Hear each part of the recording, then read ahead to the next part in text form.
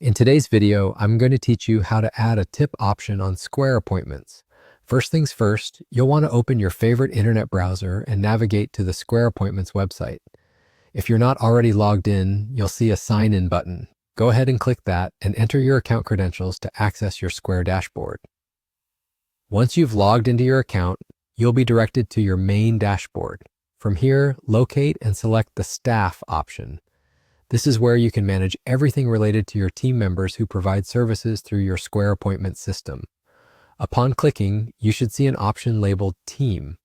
Click on that, and a list of your team members should appear. Now, under the Team section, you'll want to click on Team Members. This action will display a list of all your staff members who are currently set up in the system. Browse through and choose the specific staff member for whom you'd like to enable the tipping option. By doing this, you'll be directed to a window that provides various options for editing that staff member's details. Next to the Job and Compensation section, there's an Edit button. Click on this to reveal more options related to the staff member's job details. In this job editing section, you'll once again click Edit Job. Doing so takes you one step closer to enabling tipping. Now you'll see various toggle options and features related to the selected staff member's job.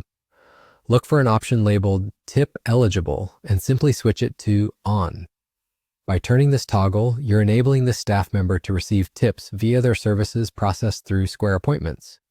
Finally, don't forget to save your changes. There should be a Save button somewhere on the page after you've toggled the Tip Eligible option. Make sure you click this to ensure all your recent changes are updated and applied within the system.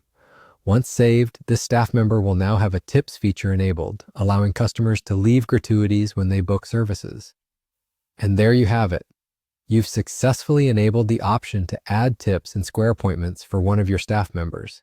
This can be a great way to boost morale among your team, acknowledging their excellent service and potentially increasing their earnings.